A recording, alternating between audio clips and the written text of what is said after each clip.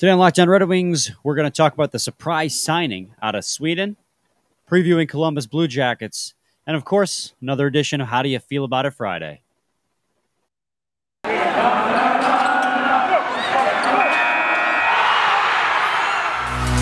You're Locked On Red Wings, your daily podcast on the Detroit Red Wings, part of the Locked On Podcast Network, your team every day.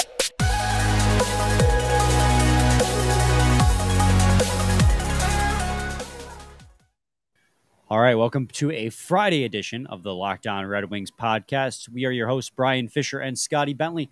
Scotty is also host over at Locked On Tigers. And guys, you know what day it is. You can tell by the hat I'm wearing, by the hoodie Scotty's wearing. It is opening day for the Tigers baseball season. And while the forecast is a little dreary, there's a lot to be excited about. I'm so pumped, man. I'll be there. Oh, it's going to be so fun. You'll cannot be there wait. And I'll be square. Sure. As long as I'm there, I don't care what shape I am, you know. No, I'll be square. Oh. Because I'm not going to be there. I feel like that's kind of a given. All right. But. Well, starting the episode off on a joke that fell flat on its face. What else is new here at Locked On Red Wings podcast? We have a few things to talk about in today's episode, guys. First and foremost, the Red Wings made a couple moves. They sent down Kyle Criscuolo, to be expected. Back in America, Sam Gagner playing again, so Tyler Bertuzzi can play as well. Now that we're back in America, Criscuolo forced his way off the roster. Also, there's a rumor going around, and I haven't heard it yet from an official source, but it's been tweeted out by Ice Hockey Gifts on Twitter. Which, if you guys don't know, I mean, this is It's a must follow. Must follow if you're a Red Red Wings fan, because they tweet out a bunch of like Red Wings Swedish prospects gifts. Mostly this season, Simon Edvinsson. Last season, it was mostly Moritz Seider because he was playing in the SHL.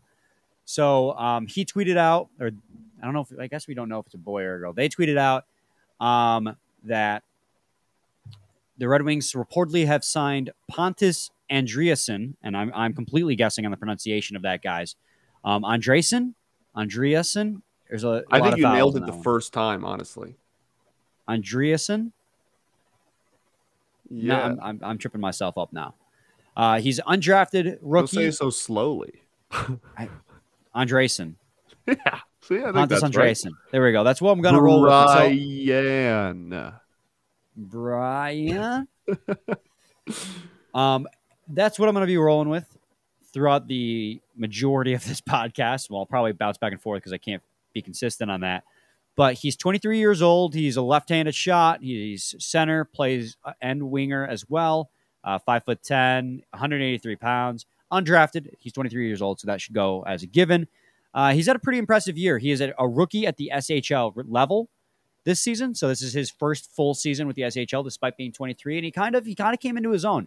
He's second in SHL rookie scoring. He's got 38 points in 52 games, 18 goals, 20 assists. So no wonder the Red Wings decided to take a shot and sign him because they need a lot of center depth, and he's a center.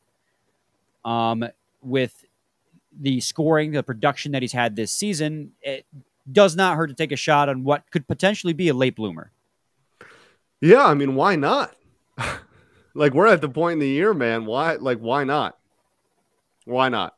No reason not to. Might as well just have some fun with it. See if you can find a diamond in the rough. If you don't, it's no harm to anyone. And if you do, then you look like a genius. So, like, why not? He's not taking anyone's spot. He's not, anybody going super hardcore playing for nothing. I mean, what? Why not? Sure. And I'm not going to, try and sit here and, pretend like I know this kid. Because I don't. I'll be completely honest, this is the first I've heard this kid's name. Because when it comes to the SHL, the only names I know are the players on the Red Wings Red Wings prospects who are playing on it. So I know Simon Edvinsson, I know William Wallander, I know guys like that. So I didn't know who this guy was until they signed him. But just by purely looking at his statistics, having 18 goals and 20 assists, he's a pretty well-balanced production. And a team that's struggling production-wise, especially from those bottom six centers, bottom six forwards, I mean, that is a much-needed position. So, again, I just reiterate, there's really no harm in taking a shot because right now your depth chart is as follows at center. It's Dylan Larkin, Pius Suter, Michael Rasmussen, Oscar Sundqvist, Sam Gagner, Mitchell Stevens, Joe Veleno. That's your depth chart. The bulk majority of those guys are not going to be here next year or parts of your core going forward. So there is literally no harm in taking a shot at a guy who's had pretty even production at a very high-level professional league in Sweden.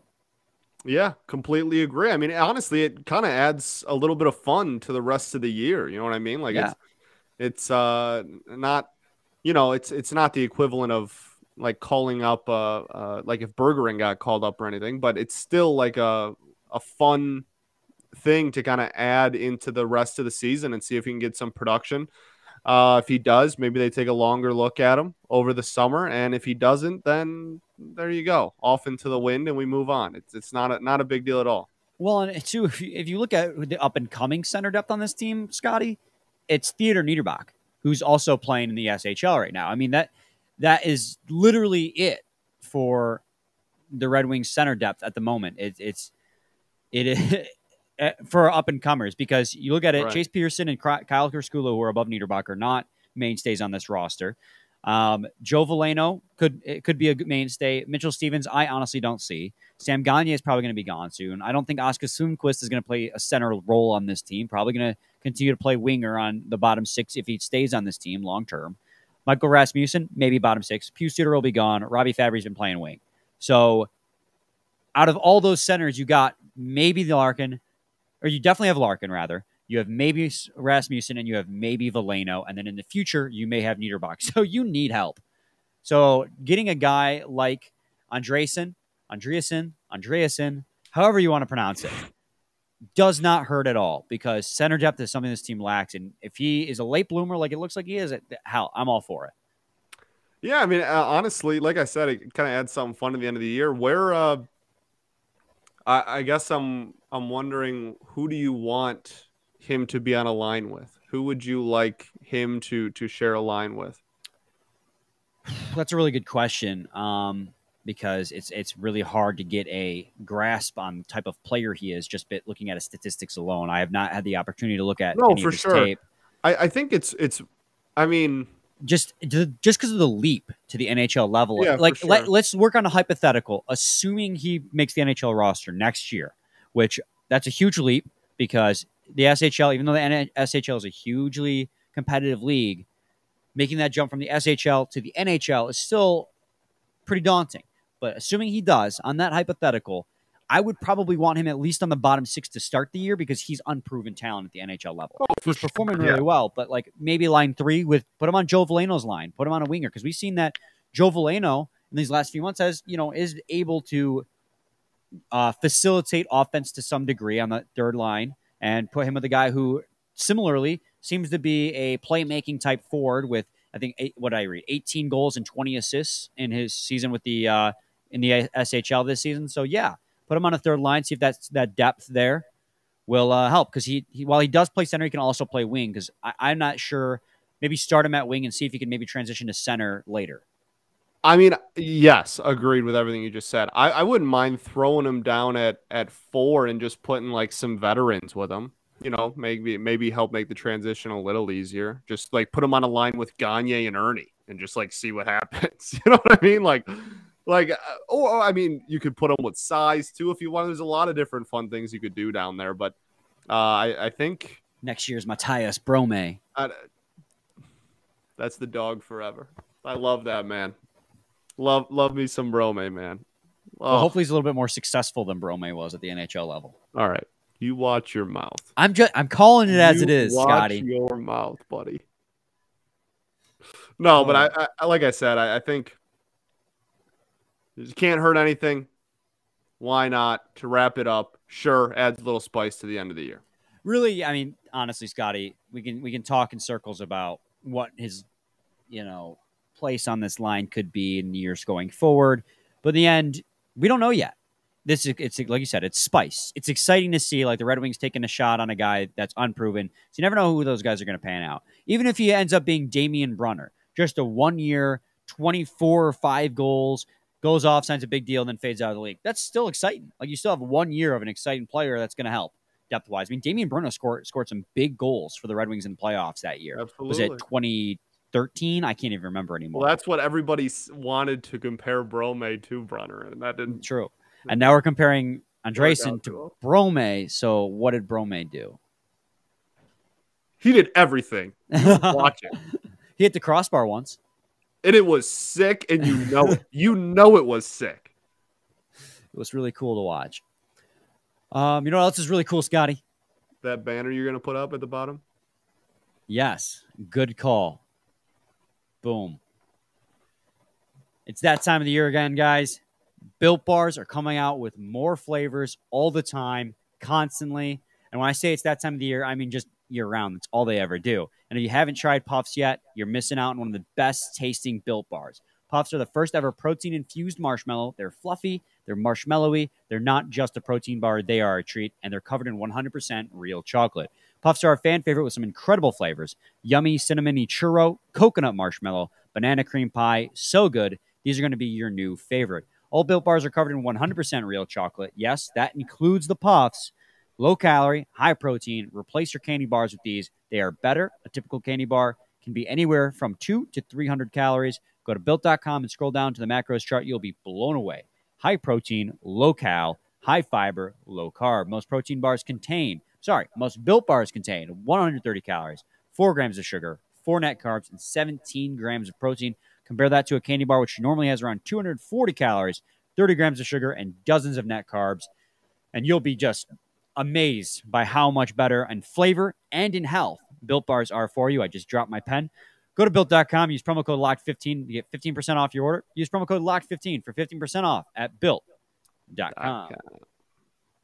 All right, Scotty, as I dig for my pen on the floor, got it, we're good. Let's transition now here on our segment 2 of the Friday edition of the Locked On Red Wings podcast. We're talking about the Columbus Blue Jackets Red Wings matchup that will take place on Saturday evening at Little Caesars Arena, a 7 p.m. start instead of a 7:30. A little bit of spice. There you go.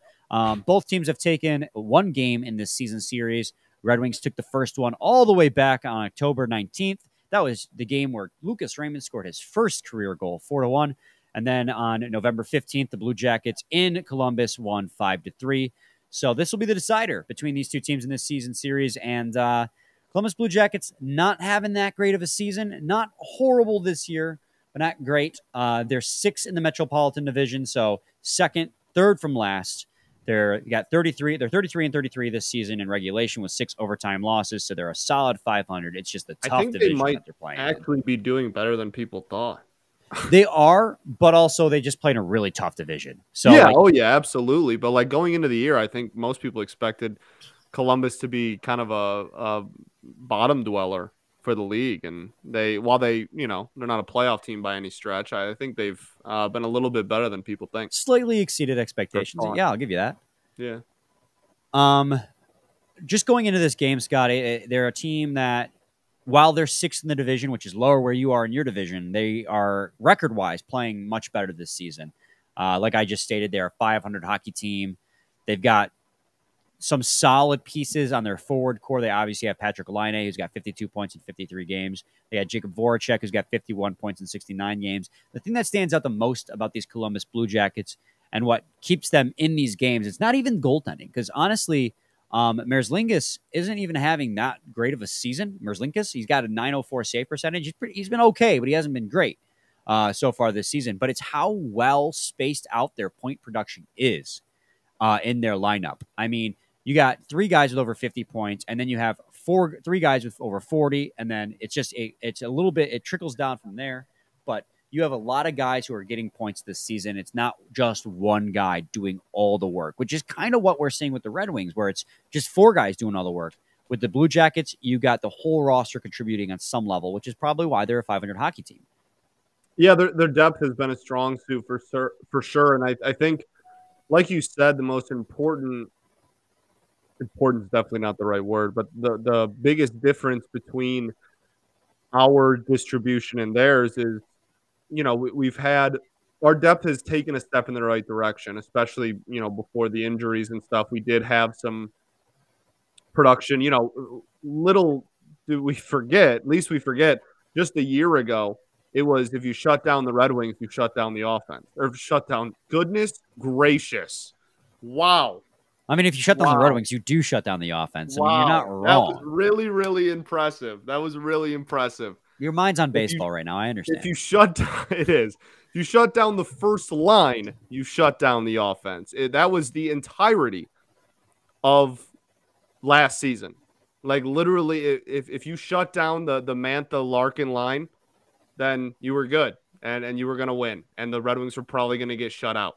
So while we took steps forward in that regard, and, you know, we have a whole top six that's pretty effective now, again, when healthy, and even got a little bit of production down in the bottom six as well, it's still a big difference between like, hey, you know, the top six for the Wings is really everything.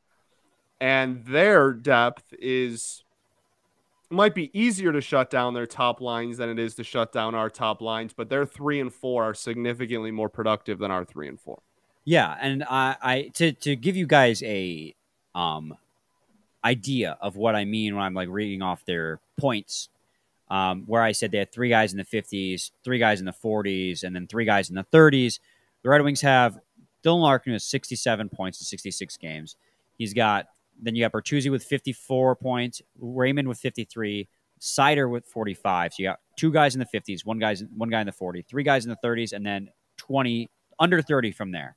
So you really, like I said, it's what we've been seeing all season. You have 4 guys at the top of the lineup who are producing. You have Larkin, Bertuzzi, Raymond, and Seider, who all have over 40 points.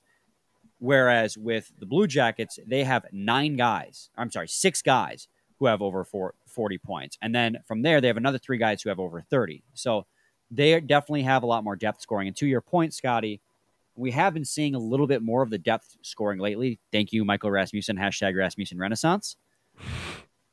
But that has been the difference maker between these two teams. And that's what's really going to set apart the Red Wings going forward if they want to be a competitive hockey team, is to get that depth scoring. Where the Blue Jackets right now lack that big goal-scoring threat, like a Larkin who can get over a point per game. The Red Wings lack many guys who can contribute on the ice. Just, we don't have that. Yeah, no. I mean, if you want, you know, we can just talk about the biggest holes going forward for this team to fill it out, and there's quite a lot. Right. That's a nice Athletic Greens water bottle there. Thank you. That it comes down to all of the defense. 5 of your 6 defensemen need to be revamped. You need another goalie, and you need bottom 6 scoring, specifically bottom 6 center depth, but you really need bottom 6 scoring as a whole. That is the 3 glaring weaknesses for the future. If you want to talk just about players, and we can, you know, Blashill, yes, we need somebody else behind the bench too, but we're just talking players. Those are the 3 biggest areas of need. And this Columbus team, like we said, has really good down the line scoring, like really good depth at the bottom. And I completely agree with you. I think it's been one of the biggest reasons why they've surprised some people. And I think it's why they're sitting at 500.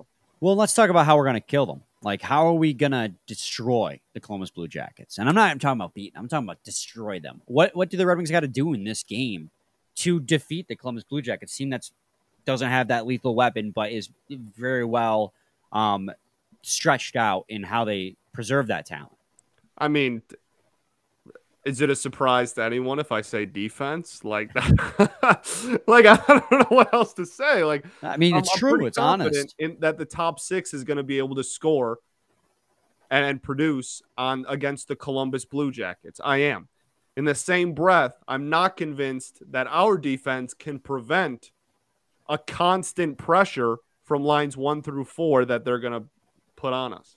Well, and I think for me, obviously that's 100% true. The defense just is and always needs to have a good game if the team's going to have a chance to win, because they have not been great all season long.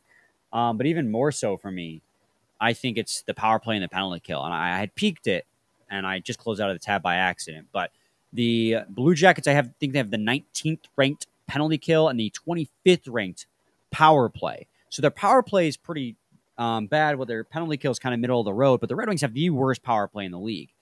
And if you're the Red Wings and you're trying to win games, obviously defense is paramount, but also scoring goals when you're up a man is huge too. I mean, we just saw that in the game against Winnipeg. Vrana scored on a power play. You win 3-1. Now, obviously, Rasmussen had the game-winning goal in that one, but you don't get that. You don't get to the second goal without the first goal.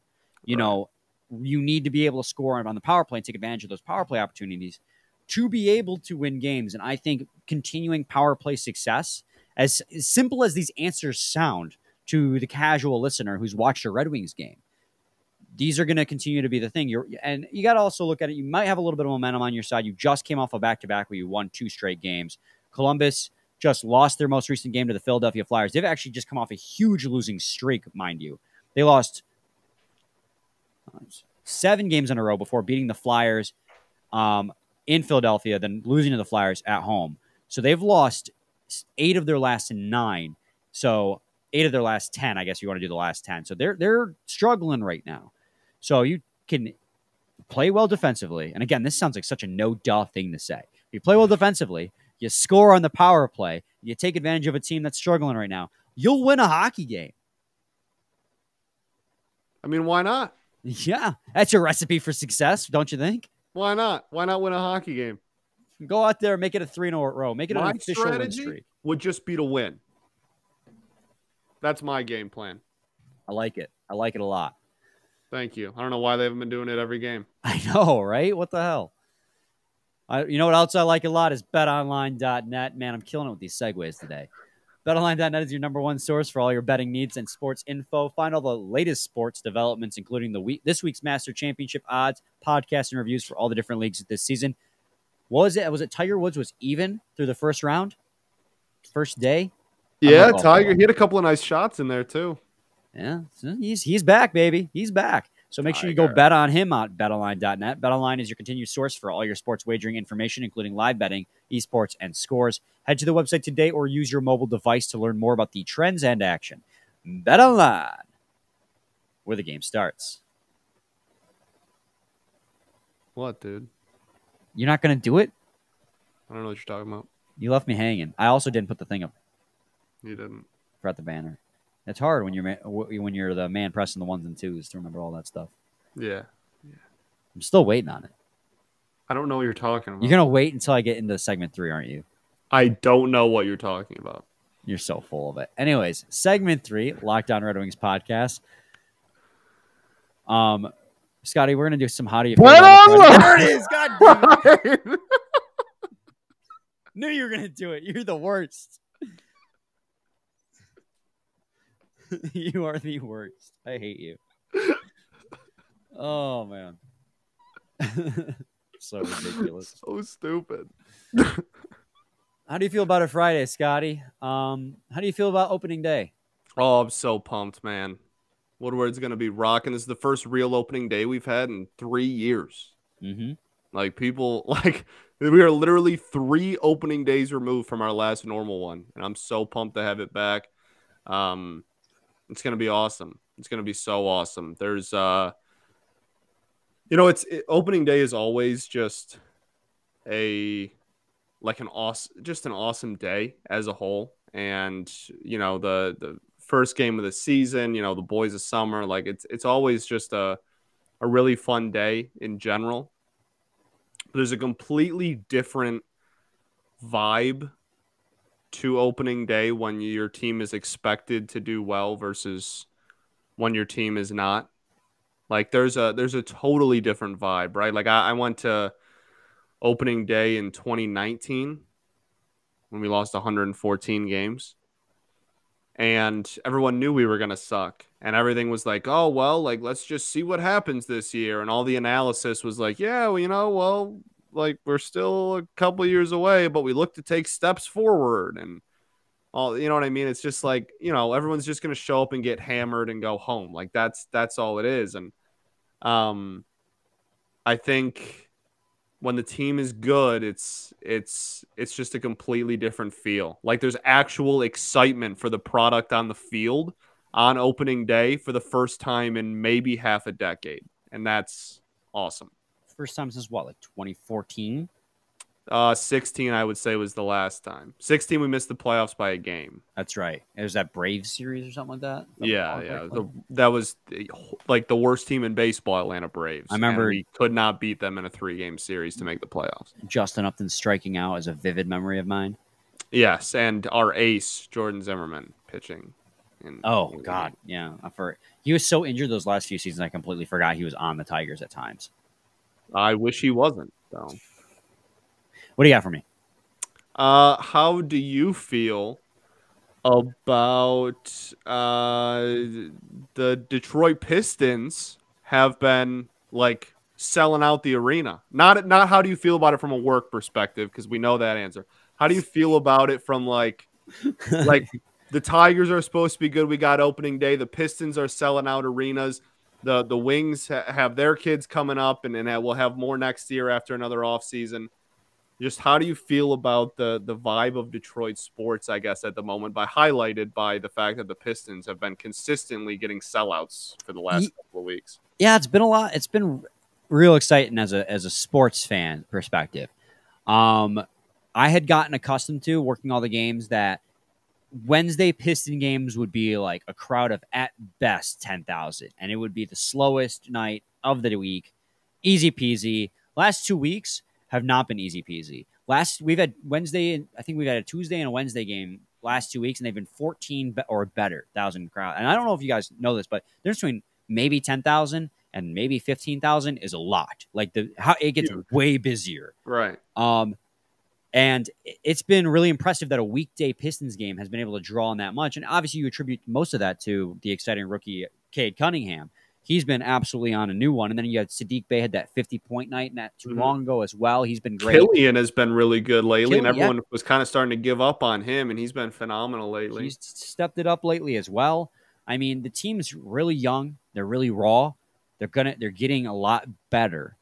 I think that I made the hot take that the Pistons could make the playoffs this past season just based off Cade Cunningham alone. Almost called him Cade Killian. Well, I think a lot of people did. Like, you're not alone in that, especially, again, added on to the expanded postseason. They have the play-in thing now, too, in the NBA. Like, it really wasn't that far-fetched, and I don't think it's far-fetched at all for next year after we add another top 5 pick. Yeah, I was going to say, now that they're getting another top 5 pick, probably top 3 pick, I mean, the chances of them making the postseason next year are going to be disgusting. Absolutely. Like, they're going to be so a what nasty do you think, team. like, do you believe in the vision of all the Detroit sports teams being good at the same time, because we all went through 5 years, half a decade of all of us being bad at the same time? I think it could happen. I think the Lions finally have competency in their front office based on the moves that Brad Holmes has made. Dan Campbell, I don't know how his on-the-play coaching is, or like play-by-play coaching, on sideline coaching, whatever, play calling. That's the word I'm looking for. Yeah, that's what I know his play calling is yet, but he's getting players to buy into his regime, which is something that Patricia never had. I mean, players are coming to Detroit to play with Campbell because they love he's clearly passionate and cares for the players.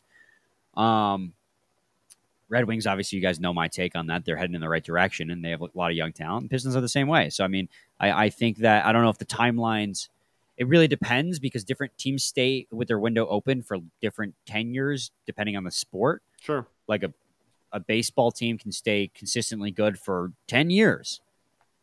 And a football team might have a tenure of 2 years. So it really depends on the sport, but I think it's definitely possible. I think so too. I'm pretty excited about I think 2 years from now could truly be the Lions are at least on the come up, and people have high expectations for them. The Pistons and Wings are playoff teams, and the Tigers are fighting for, winning the division. I think 2 years we could legitimately see all four be legit at the same time, and I'm pretty pumped about it. Yeah. How do you feel? I'm trying to think here. All right, you gotta be talking sports again. How do you feel about trivia nights at bars? So pro, it's not even funny. You're good at them? Pre-COVID, in my bag, bro. Were you even 21 at that point? What? That's not important. No. I turned 21 in what year? 2019? Yeah. Yeah, I turned 21 in 2019. So I had a year of COVID-less bar scene, yes.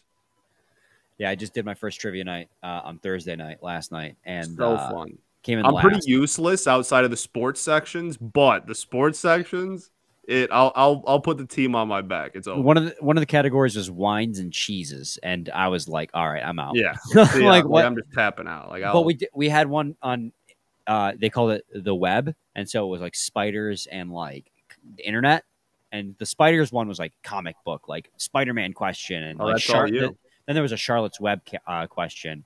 That's also all you. Yeah, I love Charlotte's Web. No, I'm just kidding, guys. I couldn't. That's the one I actually missed. But like that one I blew out of the water, was fantastic.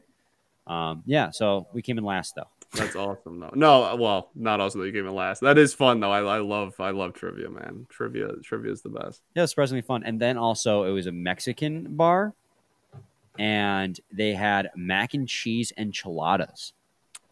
That sounds like my heaven. I got it, and I got to tell you that like might be like a top 5 food I've ever had. Yeah, so dude. That does not find out with the refried beans and Mexican rice. So good. That's phenomenal. That's phenomenal. How do you feel about? I'm running out. I think I might be done. I was trying to think too. Yeah, no, we can tankathon too, so we got time.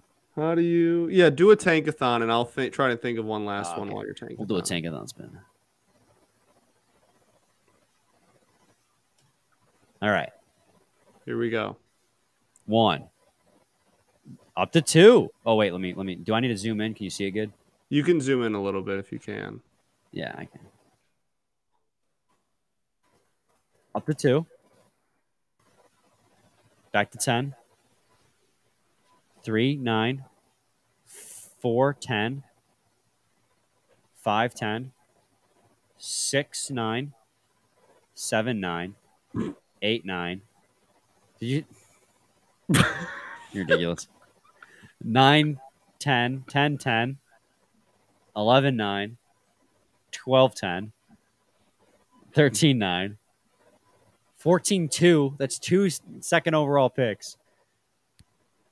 15, 2. 16, 10. 17, 10.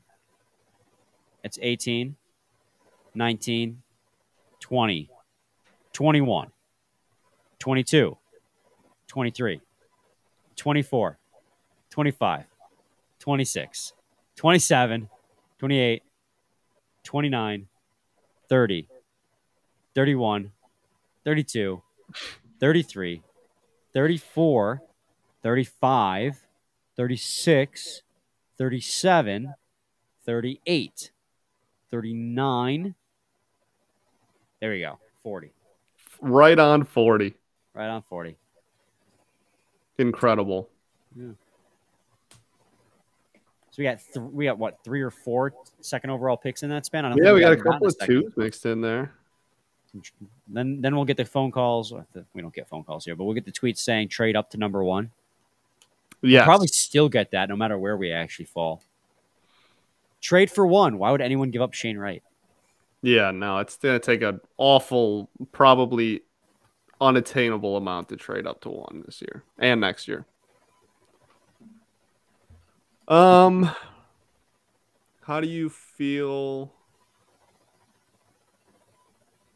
What time of day do you work out? That depends on when my shift is. Do you just work out after a shift? If it's a shift that's like I end at 5 or 4, then yeah. But if it's a game day, like tomorrow is or today is, like with the Pistons, their home finale, you're supposed to have like 18,000 people. I'll go before work because I'm not going to get out tomorrow until like 11 p.m. Right. Yeah. I work out at like 1 to 3 in the morning. You're an animal. I did that one time and I regretted it. I do it literally right. I do it until I'm tired and then I fall right asleep. Do you work out at home or do you go to the gym? No, I go to a 24-hour. Do you have There's abs? nobody in there. It's basically like I have my own gym. Have you ever seen that video where it's like the guy who goes into the gym and it's like that song from Guardians of the Galaxy goes, "Hey, hey." Yeah. You've seen that one? Yes, Or you just know the song? Yeah. That is that you? No. Certainly not. Certainly not. It's a good one. All right. There was never a how do you feel about it. That was just you wanted to know when How I do go to you work feel out. about the fact that I work out at 1 a.m? I think you're a freak. All right. But Well, there you go. you generally stay up till like 5 a.m. anyways. So No, I mean, not that late. anymore. There were times. There were, well, I mean, peak COVID. Like when COVID first started and nothing was open. Yeah, I was up till 6. But we're not that bad anymore. Not anymore. All right. Thanks for making Locked On Red Wings your first listen every single day. Now make your second listen Locked On Fantasy Hockey. Hosts Steel Roden and Flip Livingstone help you become the expert of your fantasy league. It's free and available wherever you get your podcasts. Scott and I will be back on Monday to recap this one for you. Same time, same place. It's your team every day.